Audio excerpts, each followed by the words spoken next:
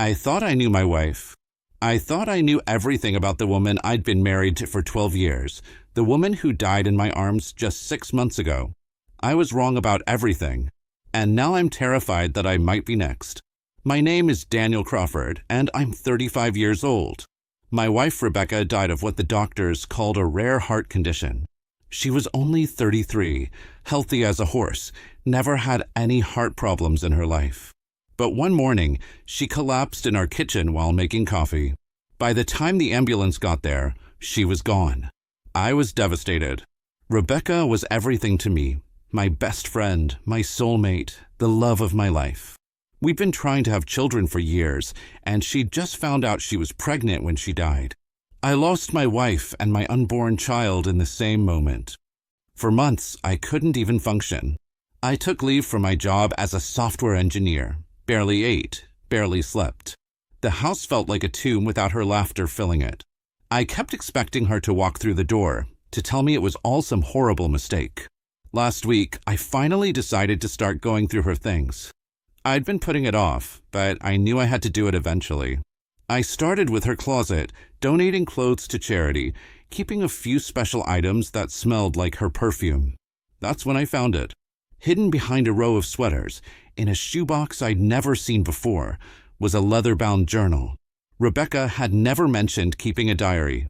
In 12 years of marriage, I'd never seen her write in anything except grocery lists and birthday cards.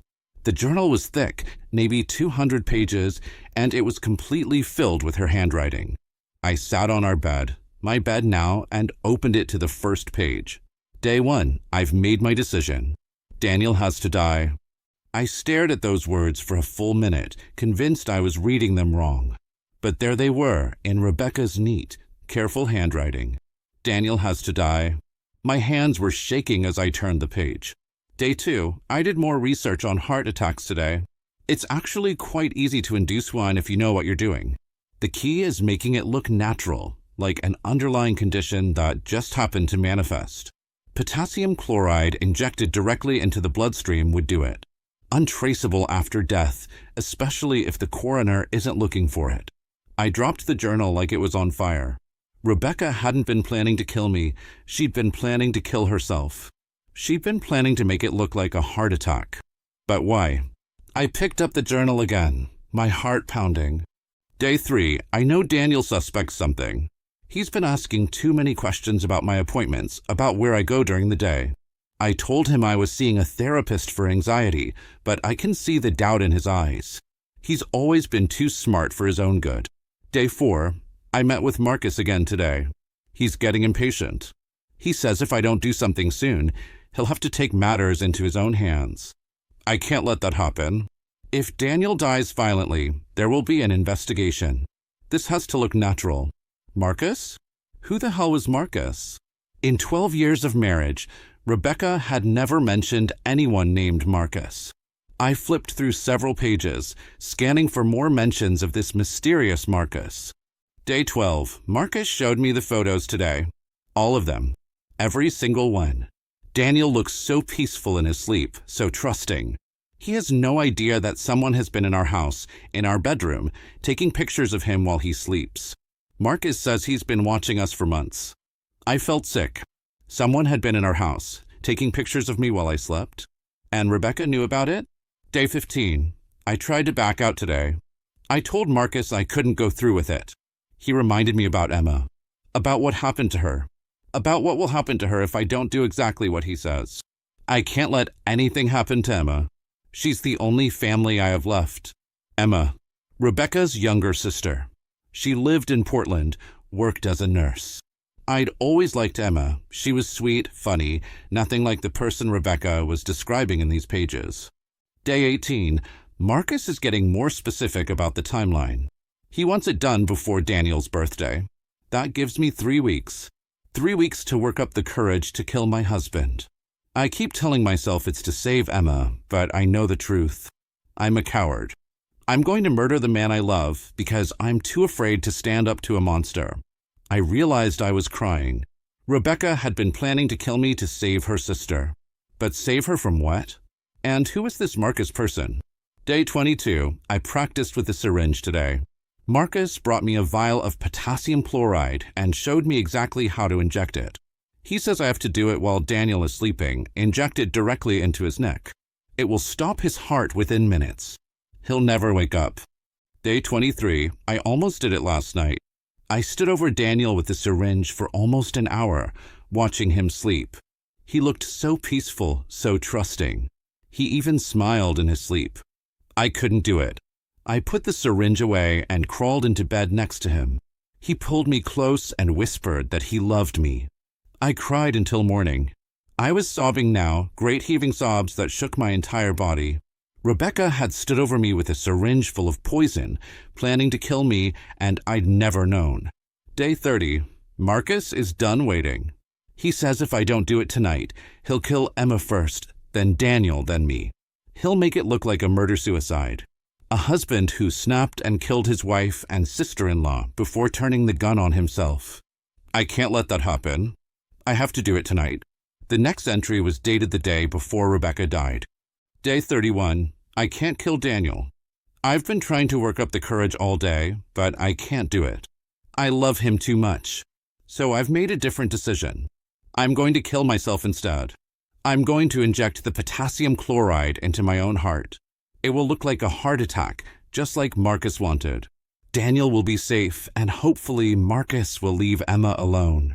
I'm writing this final entry while Daniel is at work. By the time he comes home, I'll be gone. I want him to know that I loved him more than life itself. I want him to know that everything I did was to protect him. I want him to know that he was the best part of my life. Daniel, if you're reading this, I'm so sorry. I'm sorry I couldn't be stronger. I'm sorry I couldn't find another way. I'm sorry I had to leave you. Take care of Emma for me. Don't let Marcus hurt her. And please, please forgive me. I closed the journal and sat in stunned silence. Rebecca hadn't died of a heart condition. She'd killed herself to save me. She'd sacrificed her own life to protect me from this Marcus person. But who was Marcus? And why had he wanted me dead? I called Emma immediately. Daniel? Are you okay? You sound terrible. Emma, I need to ask you something, and I need you to be completely honest with me. Do you know anyone named Marcus? There was a long pause. Why are you asking about Marcus? Because I found Rebecca's diary. Emma, she didn't die of a heart condition. She killed herself. Oh God. Emma's voice was barely a whisper. She actually did it. You knew. Daniel, I tried to talk her out of it. I told her there had to be another way. Emma, who is Marcus? He's our stepfather. Our mother married him when Rebecca was 16 and I was 14. He's been blackmailing us for years. Blackmailing you about what? About what he did to us when we were kids. What he made us do. Rebecca and I, we never told anyone. We were too ashamed, too scared. But Marcus has videos. He's been using them to control us for over a decade. I felt sick. What did he want from Rebecca? He wanted your software company. He said if Rebecca could get access to your computer files, he could steal your code and sell it to your competitors. When she refused, he threatened to release the videos and tell everyone that we were willing participants. But you were children. We know that now. But back then, we believed him when he said it was our fault. We believed him when he said no one would believe us if we told. Emma, where is Marcus now? I don't know. After Rebecca died, he disappeared. I thought maybe he'd given up. He hasn't given up. Emma, I think he's still out there. I think he's still dangerous. What do you mean? I think he might come after me next. If he wanted Rebecca to kill me, and she killed herself instead, he might decide to finish the job himself. Daniel, you need to go to the police. With what? A dead woman's diary? They'll never believe me. Then what are you going to do? I'm going to find him. I'm going to find Marcus and make him pay for what he did to Rebecca. Daniel, no. That's exactly what he wants. He wants you to come looking for him. What do you mean? Because then he can kill you and make it look like you came after him. Self-defense. He's been planning this for months, Daniel. Don't give him what he wants. But I was already making plans. I'd spent the last 6 months mourning my wife's death, thinking it was some cruel twist of fate. Now I knew the truth. Rebecca had been murdered, even if she'd done it to herself. And the man responsible was still out there. I hired a private investigator named Tom Bradley. He was expensive, but he was good. Within a week, he'd found Marcus. His real name is Marcus Webb, Tom told me over the phone. He's got a rap sheet going back 20 years. Assault, battery, sexual assault of a minor, extortion. He's been in and out of prison most of his adult life. Where is he now? That's the interesting part. He's been living under an assumed name in Seattle. But here's the thing, he's been dead for 3 weeks. What? Marcus Webb was found dead in his apartment 3 weeks ago. Single gunshot to the head. Police are calling it a suicide. I felt the world tilt around me. Are you sure? I'm sure. I've got copies of the police report, the coroner's report, everything. Marcus Webb is dead. Then who is blackmailing Rebecca? That's what I'm trying to figure out. Daniel, I think someone was impersonating Marcus. Someone who knew about his history with Rebecca and Emma. But who? I don't know. But I think whoever it was, they're still out there. And they still want something from you. That night, I couldn't sleep. I kept thinking about Rebecca's journal, about the photos someone had taken of me while I slept. I got up and checked all the locks on the doors and windows. I even checked the basement and the attic. Everything was secure. But I still felt like I was being watched. Around 3 a.m., I heard a sound from downstairs. A soft creaking, like someone walking on the old floorboards in the living room. I grabbed a baseball bat from the closet and crept to the top of the stairs. The house was dark, but I could see a faint light coming from the kitchen. Someone was in my house. I called 911 as quietly as I could, whispering my address and situation to the dispatcher. Then I started down the stairs, bat in hand. The kitchen light was on, and someone was sitting at my kitchen table. A woman with dark hair, wearing a black coat. "Hello, Daniel," she said without turning around. I recognized the voice immediately. "Emma?" She turned to face me, and I saw that she was holding a gun. "I'm sorry it had to come to this," she said. "Emma, what are you doing here?" "I'm finishing what Rebecca started." "What are you talking about?" "Rebecca was supposed to kill you, Daniel. But she was too weak. She loved you too much. So I have to do it myself." I stared at her, trying to process what she was saying. "You're Marcus." "I'm Marcus. I've always been Marcus. There was never any stepfather, no blackmail, no videos. There was just me and my plan." "What plan?" "The plan to take over your company. Do you have any idea how much your software is worth? How much money I could make selling it to the right people?" "But the diary, the photos." I wrote the diary entries. I took the photos. I made up the entire story about Marcus Webb. I needed Rebecca to believe that someone was threatening her, threatening me. I needed her to be so scared that she'd do anything to protect me. You manipulated your own sister into killing herself. I manipulated her into killing you. The fact that she killed herself instead just means I have to clean up her mess. Why? Why would you do this to your own sister? Because Rebecca was always the perfect one. The smart one. The one who got everything handed to her. She got the scholarship. She got the good job. She got the perfect husband. What did I get? A nursing degree and a mountain of student debt. So you decided to kill me? I decided to take what should have been mine. Your company, your money, your life. With you dead and Rebecca devastated, I could have comforted her, helped her through her grief. Eventually, she would have signed over your assets to me. But she had to go and ruin it by killing herself. Emma, this is insane. Is it? You've been living the perfect life while I've been scraping by, working double shifts, barely making ends meet. Your software company is worth millions, and you don't even appreciate it. You take it all for granted. So you're going to kill me? I'm going to make it look like a suicide. A grieving husband who couldn't live without his wife. The police will find your body and a suicide note confessing that you killed Rebecca because you found out she was cheating on you. No one will believe that. They'll believe it when they find the evidence I planted. Photos of Rebecca with another man, hotel receipts, love letters. I've been planning this for months, Daniel. Every detail. What about the real Marcus Webb? The one who died 3 weeks ago. I killed him. He was a real person, a real predator. I found him through Rebecca's social work files. She'd worked with some of his victims. I killed him to tie up loose ends. Can't have any real Marcus out there to contradict my story. I was backing toward the door, but Emma stood up, keeping the gun trained on me. Don't make this harder than it has to be, Daniel. I actually liked you. You were good to Rebecca. But business is business. Emma, please. We can work something out. I can give you money. I don't want your charity. I want what's mine. She raised the gun, and I dove to the side just as she pulled the trigger. The bullet shattered the window behind me. I scrambled to my feet and ran for the back door, but Emma was right behind me. She fired again, and I felt the bullet graze my shoulder. I burst through the back door and ran across the yard, Emma still shooting at me. I could hear sirens in the distance. The police were coming. I made it to my neighbor's house and pounded on the door. Help! Someone's trying to kill me. The door opened and my neighbor, Mrs. Peterson, pulled me inside. Daniel? What's happening? Call 911. Emma's in my house and she's got a gun. Through the window, I could see police cars pulling up to my house. Emma had disappeared. The police found her an hour later, hiding in my basement. She'd tried to kill herself with the same gun she'd used to try to kill me, but she'd only wounded herself. During her interrogation, she confessed to everything. The fake Marcus identity, the manipulation of Rebecca, the murder of the real Marcus Webb in Seattle. She'd been planning the whole thing for over a year.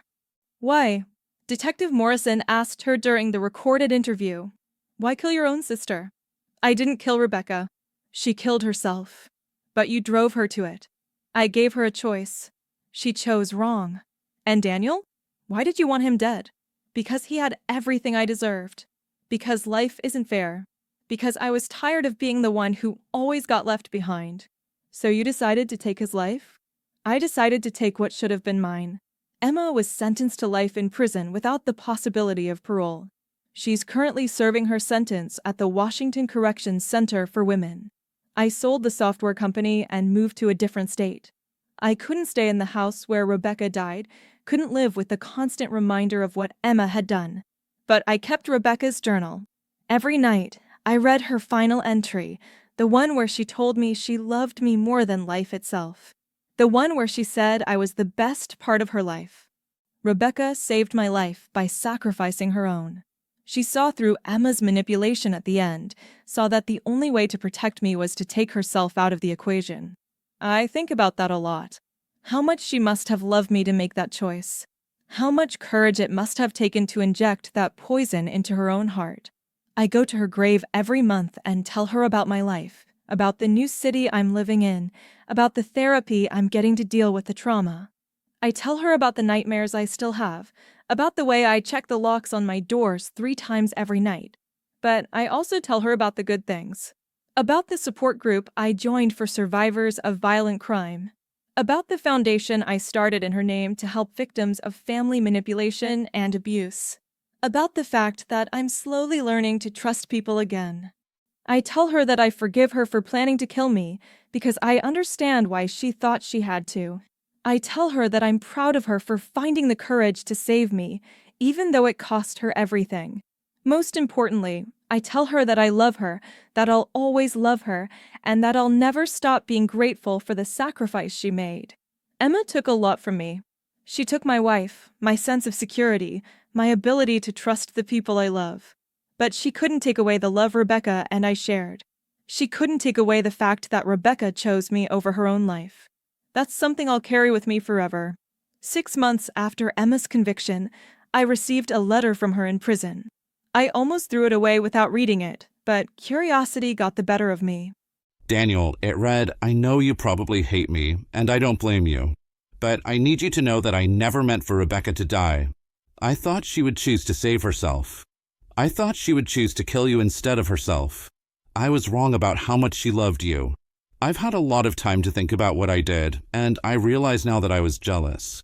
Not just of your money or your success, but of your relationship with Rebecca.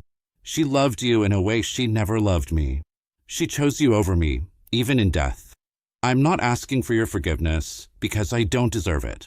I'm just asking you to remember that Rebecca died because she loved you. That has to count for something. I hope you find peace, Daniel. I hope you find happiness. I hope you find someone who loves you the way Rebecca did. Emma, I never wrote back. But I kept the letter because Emma was right about one thing. Rebecca died because she loved me. And that does count for something. It counts for everything.